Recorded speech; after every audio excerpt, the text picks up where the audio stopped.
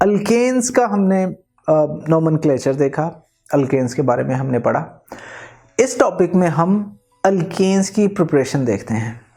Alkanes are very important hydrocarbons, industrially भी commercially भी। और एग्जाम्स और बुक के पॉइंट ऑफ व्यू से देखें तो इसके पॉइंट ऑफ व्यू से भी ये बहुत इंपॉर्टेंट रिएक्शंस हैं। हमने करना क्या है, अल्केन्स के बारे में थोड़ी सी बात हम रिवाइज कर लेते हैं उनकी प्रिपरेशन देखने के से पहले। Alkanes are saturated hydrocarbons.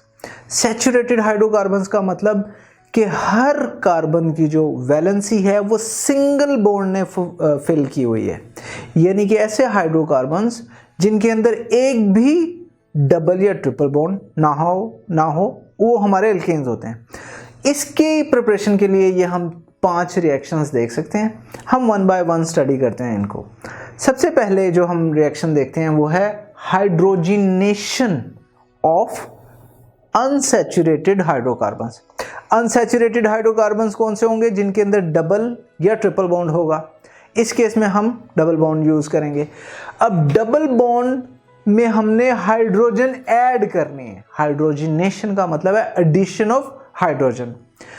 देखते हैं, हम एक जनरल रिएक्शन लिखते हैं। यहां पर आप ये देख सकते हैं मेरे पास हमने R लिया है। R का मतलब है अल्काइल ग्रुप, फिर उसके साथ C है, एक H है, एक डबल बॉन्ड है, फिर कार्बन एंड फिर 2 हाइड्रोजन।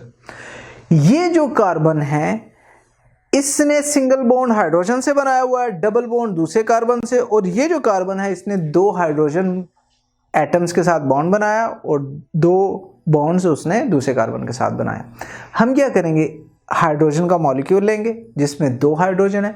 ये 2 हाइड्रोजन जो हैं आके इस डबल बॉन्ड को ब्रेक करेंगे और कार्बन के साथ अटैच हो जाएंगे।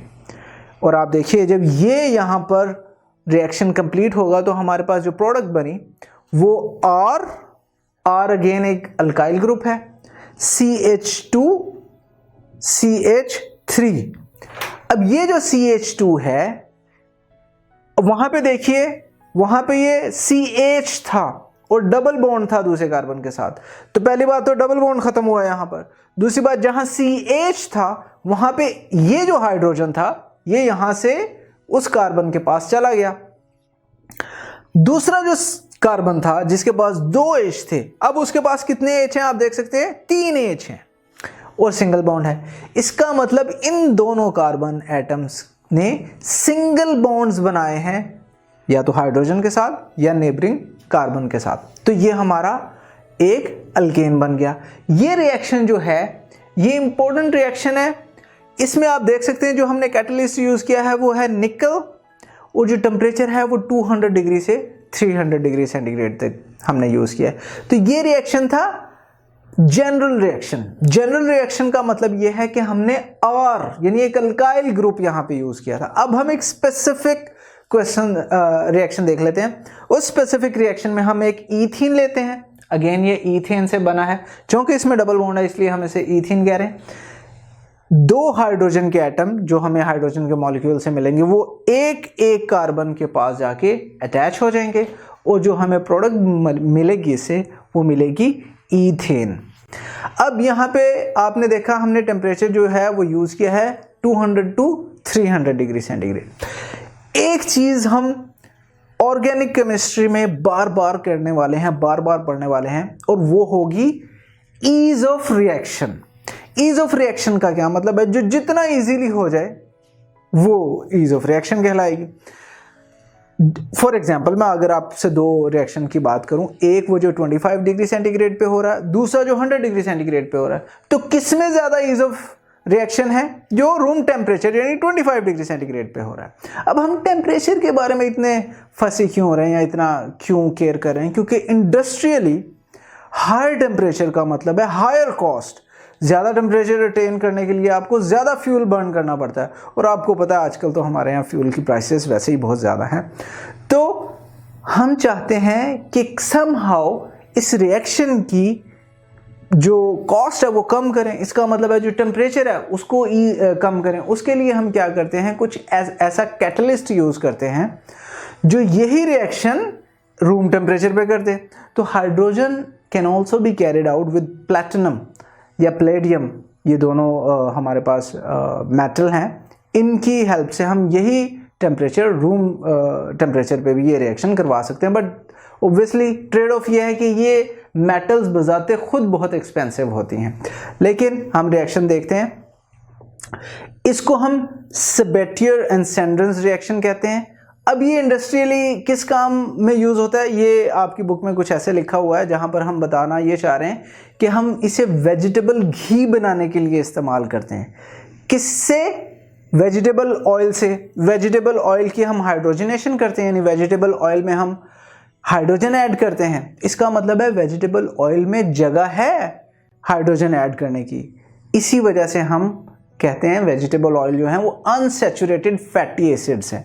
फैटी एसिड्स के बारे में हम पूरा एक चैप्टर पढ़ेंगे, बट यहाँ पे आप समझ लीजिए 3 चीज़ें हैं जो हमने इस पूरे में याद रखनी। एक वेजिटेबल घी, दूसरा वेजिटेबल ऑयल, तीसरा अनसैचुरेटेड फैटी एसिड्स। अब अगर मैं वेजिटेबल ऑयल और वेजिटेबल घी, यानी जो हम घी खाते हैं और जो ऑयल हम यूज़ करते हैं, जो वेजिटेबल से हम लेते हैं, सब्जियों से लेते हैं, तो वेजिटेबल ऑयल जो है वो अनसैचुरेटेड फैटी एसिड्स होते हैं। इसका मतलब ये है उसमें प्रेजेंस ऑफ डबल या ट्रिपल बॉन्ड होती है।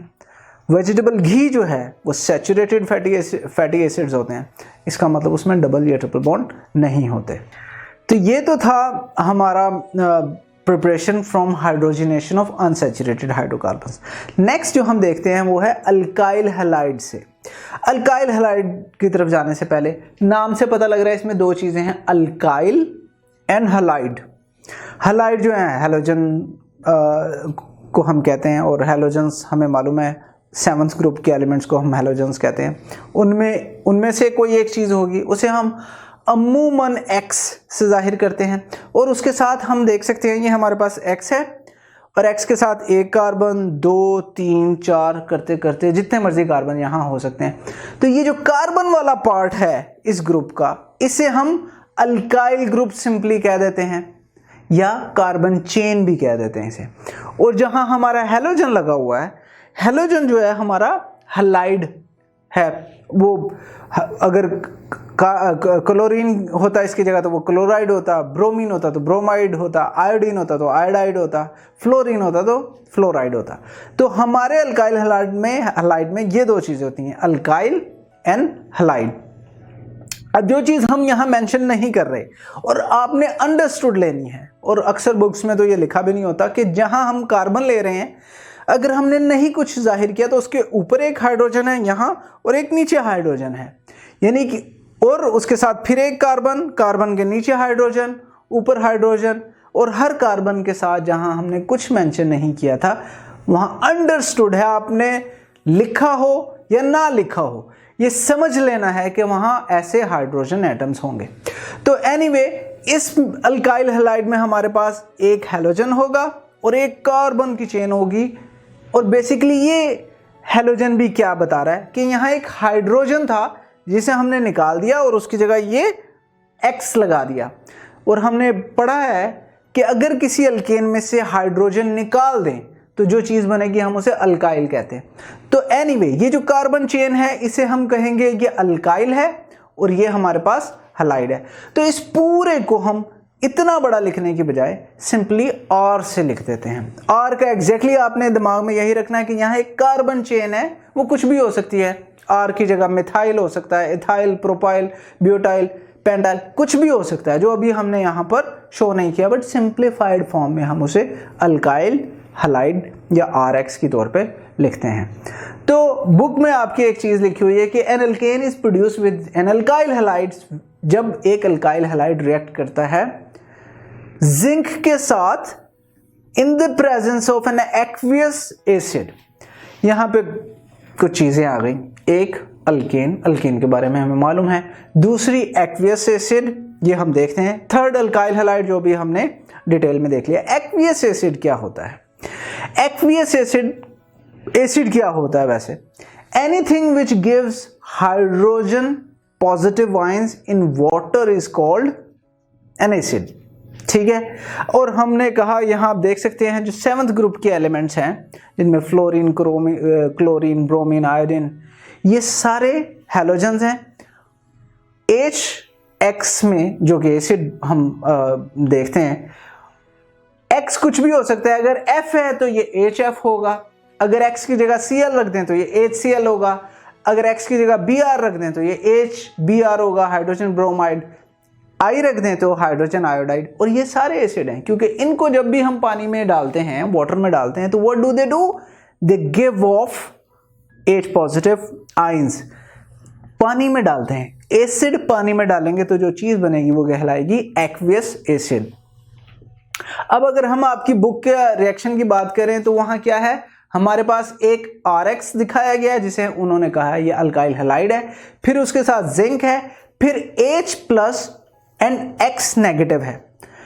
ऑब्वियसली अभी मैंने बताया था कि जब भी HX को हम पानी में डालेंगे तो H प्लस आयंस अलग हो जाएंगे, X नेगेटिव आयंस अलग हो जाएंगे, यानी हैलाइड आयंस अलग हो जाएंगे।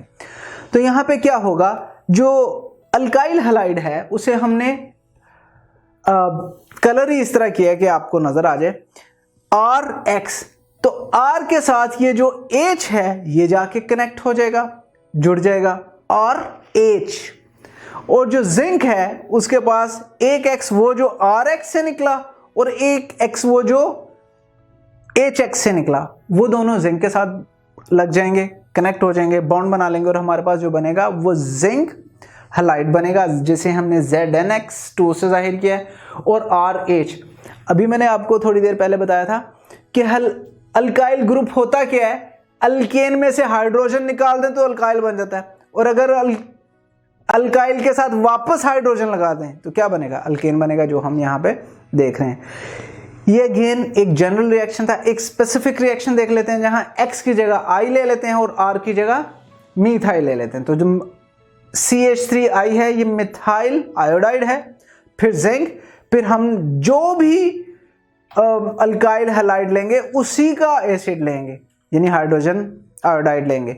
उसका मतलब सॉल्यूशन में हमारे पास H पॉजिटिव और I नेगेटिव आयंस होंगे।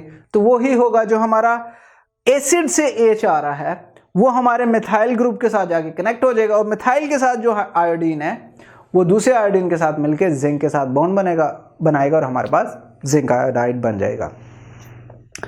एक और रिएक्शन है बुक में जो दिया हुआ, उस केस में हमारे पास 2 ब्रोमोब्यूटेन है, और आप देख सकते हैं ब्यूटेन क्यों, क्योंकि इसमें 4 कार्बन एटम हैं, 1 2 3 4, और हमारे पास जो सेकंड एटम है उसके साथ ब्रोमीन अटैच्ड है। अब हम क्या करेंगे, जिंक लेंगे और हाइड्रोजन ब्रोमाइड लेंगे, और अगेन हमारे पास क्या बनेगा, एक नॉर्मल ब्यूटेन की चेन बन जाएगी, यानी जिसमें 4 कार्बन एटम्स होंगे, और हर कार्बन एटम की जो है वैलेंसी सिंगल बॉन्ड से फुलफिल होगी, और जो ब्रोमीन है वो जिंक के साथ जाके बॉन्ड बनाएंगे और हमारे पास जिंक Br2 बन जाएगा। तो ये हमारा रिएक्शन था अल्काइल हैलाइड के साथ। अब मैंने थोड़ी देर पहले आपको बताया था ईज ऑफ रिएक्शन। इसी तरह ये जो रिएक्शन है, ये रिएक्शन हम पैलेडियम चारकोल के साथ भी एज ए कैटलिस्ट यूज कर सकते हैं। उसमें क्या होता है, बॉन्ड क्लीवेज होती है, वो ये आपकी बुक की स्टेटमेंट है। अब इसमें 2 चीजें इंपॉर्टेंट हैं जो हमने समझनी है, हाइड्रोजनोलिसिस, सेकंड बॉन्ड क्लीवेज। तो वो देखते हैं बॉन्ड क्लीवेज का क्या मतलब है। ये रिएक्शन तो हमने पढ़ लिया जिसमें हमने एक एक्वियस सॉल्यूशन लिया था। दूसरी पॉसिबिलिटी जो हम ये रिएक्शन कैरी आउट कर सकते हैं, आप देखें पैलेडियम चारकोल की हेल्प से, और थोड़ी हीट देंगे RX और डायरेक्ट हाइड्रोजन देंगे H2, और वो H2 में से जो 2 हाइड्रोजन है, एक HX को निकाल लेगा इसमें से और अपने साथ मिला के HX बना लेगा, और X जब निकल जाएगा तो हाइड्रोजन उसकी जगह जाके लग जाएगा RH, जो कि हमारा अल्केन होगा। तो यहाँ पे जो बॉन्ड क्लीवेज है वो H की हो रही है, यानी H और H का बॉन्ड क्लीवेज का मतलब होता है ब्रेक होना, टूट जाना। तो H का बॉन्ड ब्रेक होगा। जैसे ही बॉन्ड ब्रेक होगा तो वो वेरी रिएक्टिव होगा, वो जाके X पे अटैक करेगा और उसमें से एक X के साथ बॉन्ड बना लेगा HX, एंड देन वो साइड पे उसे लेके बॉन्ड बन जाएगा और R के साथ हाइड्रोजन अटैच हो जाएगा। तो दिस वाज आवर रिएक्शन जहां पे हमने अल्काइल हैलाइड की हेल्प से अल्केन्स को प्रिपेयर किया। नेक्स्ट हम प्रिपरेशन देखते हैं थर्ड तरीके से। Third method of preparation of alkane क्या है? Decarboxylation of monocarboxylic acids. यहाँ पर जो पहली बात है, अभी तक हमने कार्बोक्सिलिक एसिड के बारे में पढ़ा ही नहीं है, वो नेक्स्ट चैप्टर्स हैं, पूरा एक चैप्टर है जिसमें हम कार्बोक्सिलिक एसिड के बारे में पढ़ेंगे।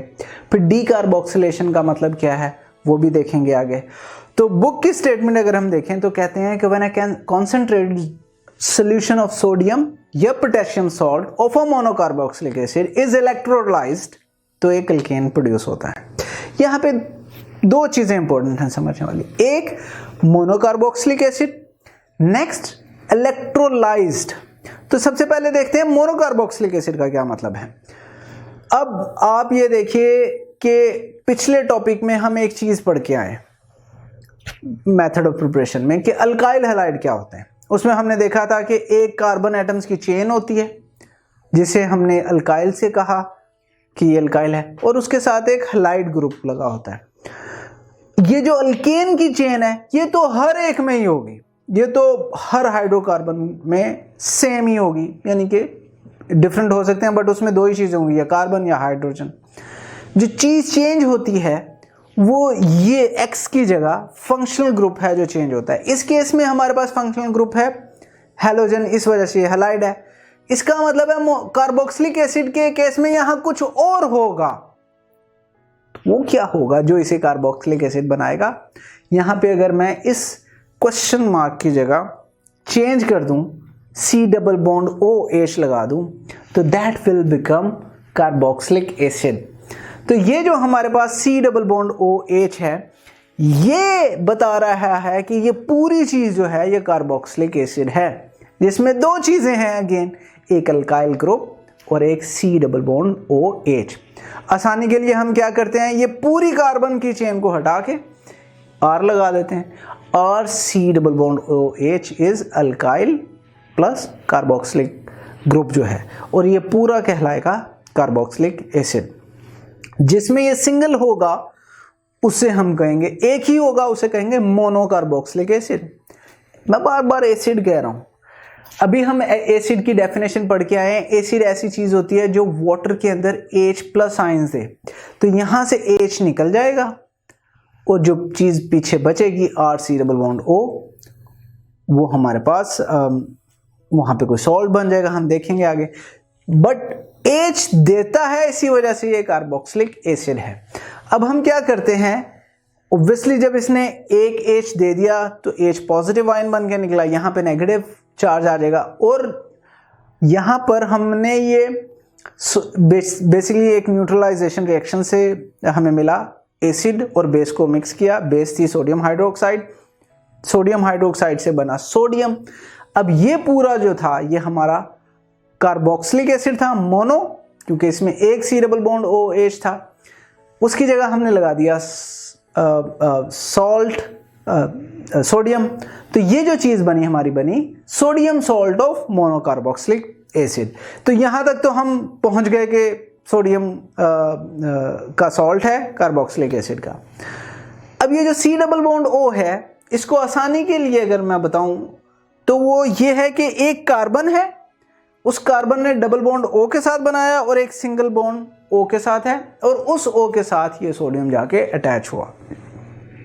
नेक्स्ट हम देखेंगे क्या होता है, ये जो सोडियम इसके साथ कनेक्टेड है ये इसमें से निकल जाएगा, और हमारे पास ये जो चीज बची इसमें ये C डबल बॉन्ड O और O, ये कार्बन डाइऑक्साइड बन के हम निकाल लेंगे यहां से, और इसकी जगह H लगा देंगे, तो ये हमारा क्या बन जाएगा, ये हमारा अल्केन बन जाएगा। तो हम क्या करेंगे कि ये जो पूरा पार्ट है इसको निकाल लेंगे एज कार्बन डाइऑक्साइड, ये निकल जाएगा, और यहाँ H लगा देंगे, और जो चीज़ बनी वो हमारे पास RH का मतलब एक अल्केन बन गई। तो ये चीज़ है। अगर बुक के रिएक्शन को देखेंगे तो RC डबल बॉन्ड O, फिर Na, इसे sodium salt of an acid लिखा हुआ है, फिर उसके साथ हमारे पास सोडियम हाइड्रोक्साइड, कैल्शियम ऑक्साइड है, जो प्रोडक्ट हमारे पास बनी वो RH and then sodium carbonate बने। यहाँ पर ये तो एक जनरल रिएक्शन था। अगर इसी का हम स्पेसिफिक एक्शन देखें, रिएक्शन देखें तो हमारे पास सोडियम प्रोपायनेट है जो कि sodium salt of propionic acid है, ठीक है। और उसमें हमारे पास 2 carbon CH3 CH2 C double bond ONA है, सोडियम हाइड्रोक्साइड के साथ रिएक्ट करवाएंगे और सोडियम कार्बोनेट बनेगा और हमारे पास ईथेन बनेगी। यहाँ पे आपने एक याद रखनी है बात कि जो भी प्रोडक्ट बनेगी उसमें कार्बन के एटम की तादाद 1 कम होगी, क्यों आप देख सकते हैं यहाँ 3 कार्बन थे लेकिन जो हमारी प्रोडक्ट बनी वो ईथेन बनी जिसमें 2 कार्बन एटम है। 2 चीज़ें यहाँ पर हम हाईलाइट करते हैं, सोडियम हाइड्रोक्साइड और कैल्शियम ऑक्साइड। सोडियम हाइड्रोक्साइड को हम कॉस्टिक सोडा भी कहते हैं और कैल्शियम ऑक्साइड को हम लाइम भी कहते हैं। तो बुक में आपके कुछ ऐसे लिखा हुआ है कि जब sodium salts of fatty acids, अब ये जो कार्बोक्सिलिक एसिड है इसको हम फैटी एसिड भी कहते हैं, are heated with soda lime. Soda lime क्या है? जब हमने लाइम जो कि चूने का पत्थर ये सॉलिड होता है उसको कॉस्टिक सोडा यानी सोडियम हाइड्रोक्साइड जो कि एक लिक्विड होता है उसमें सोक करते हैं, तो जब इसे ड्राई करेंगे they will eliminate a molecule of carbon dioxide और जो चीज़ बनेगी हमारे पास वो बनेगी अल्केन।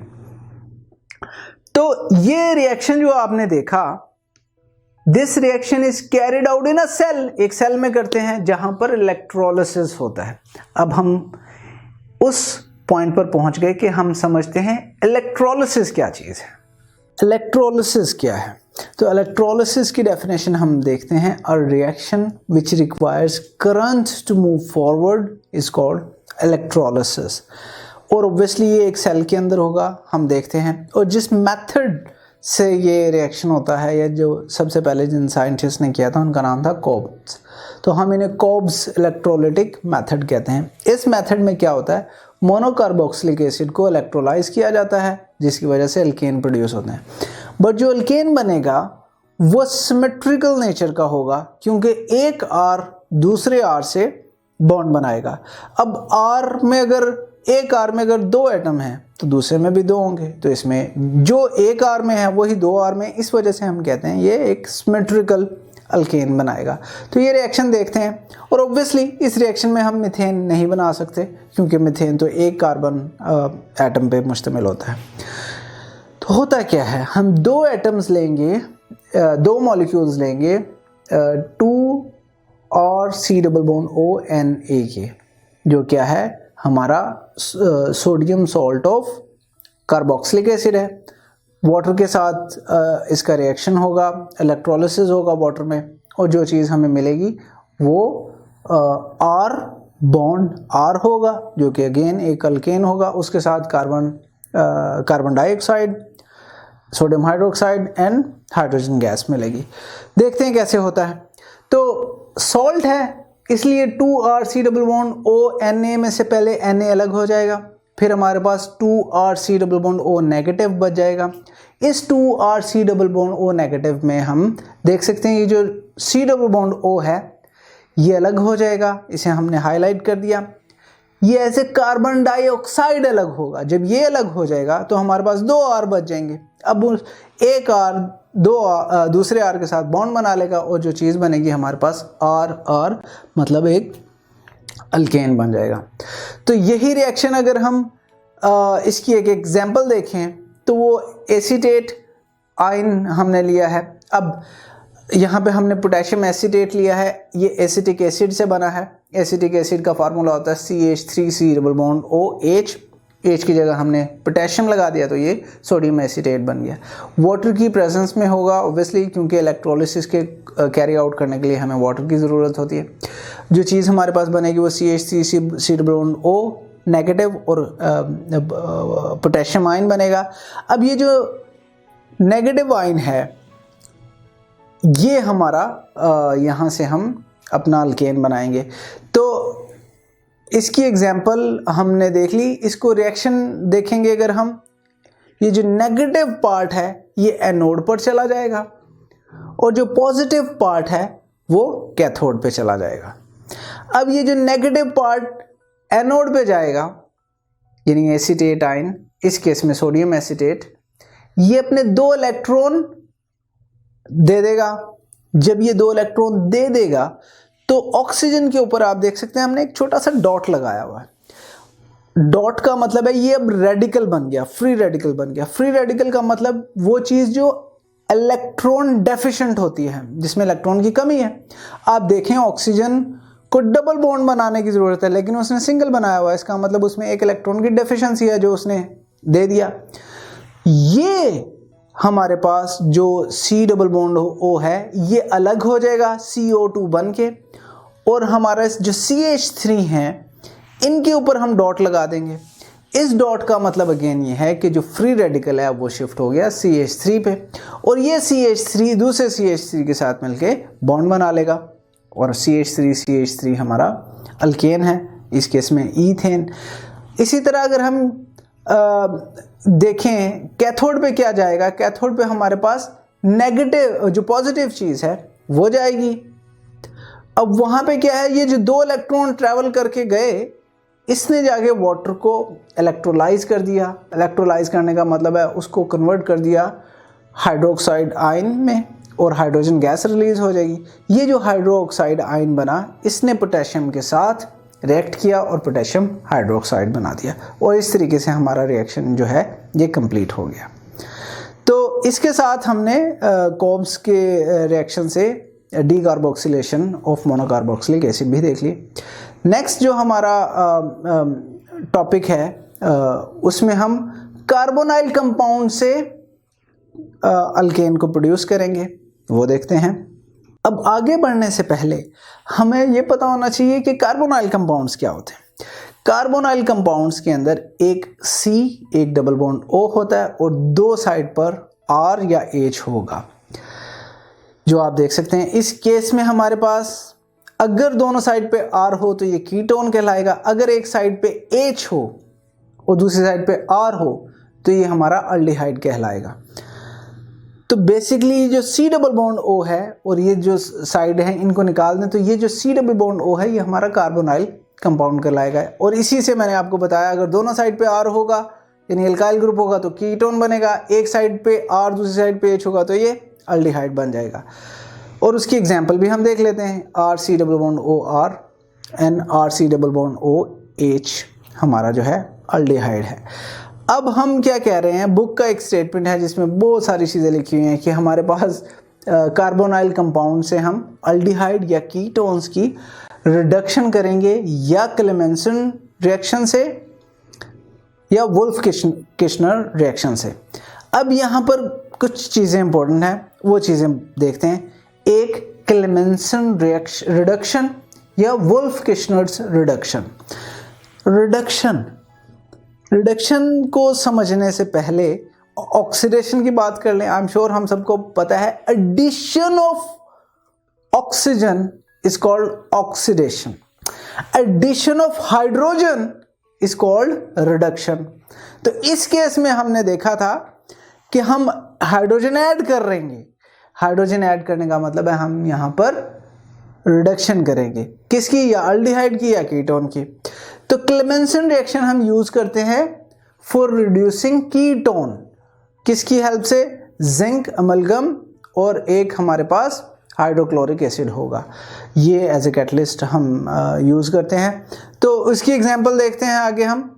हमने एसीटोन लिया, ये एक कार्बन सेंटर में है कार्बोनाइल, एक तरफ CH3 दूसरी तरफ CH3 और 4 हम हाइड्रोजन एटम यूज करेंगे जो इस ऑक्सीजन को लेके वाटर बना के निकल जाएंगे और बाकी 2 हाइड्रोजन जो हैं इस कार्बन के साथ जाके अटैच हो जाएंगे और जो चीज़ हमारे पास बनेगी वो बनेगी प्रोपेन। आई एम श्योर ये बहुत इजी है। 4H हैं, 4H में से 2H जो हैं वो ऑक्सीजन के साथ मिलके H2O बना देंगे, जो बाकी 2H बने वो इस सेंट्रल कार्बन के साथ बॉन्ड बनाएंगे। जैसे आप देख सकते हैं यहाँ कार्बन हमारे पास ऐसे है और अगर हम इधर कार्बन के साथ देखें तो ये CH2 है, ये CH2 वही 2H हैं जो उसके साथ जाके अटैच हो गए और हमारे पास प्रोपेन बन गया है बिकॉज हमने ऐड किया है हाइड्रोजन और हमें पता है एडिशन ऑफ हाइड्रोजन को जो है रिडक्शन कहते हैं। नेक्स्ट टाइप जो रिएक्शंस की है वो है वुल्फ किर्चनर्स रिएक्शन। उसमें क्या रिड्यूस करते हैं हम, अल्डिहाइड को रिड्यूस करते हैं। और यहाँ पे हम जो चीज़ यूज़ करेंगे वो हाइड्रोजन करेंगे इन the presence of potassium hydroxide. Hydrogen जो है वो N2H4 एंड KOH की प्रेजेंस में हम वो सेम रिएक्शन है।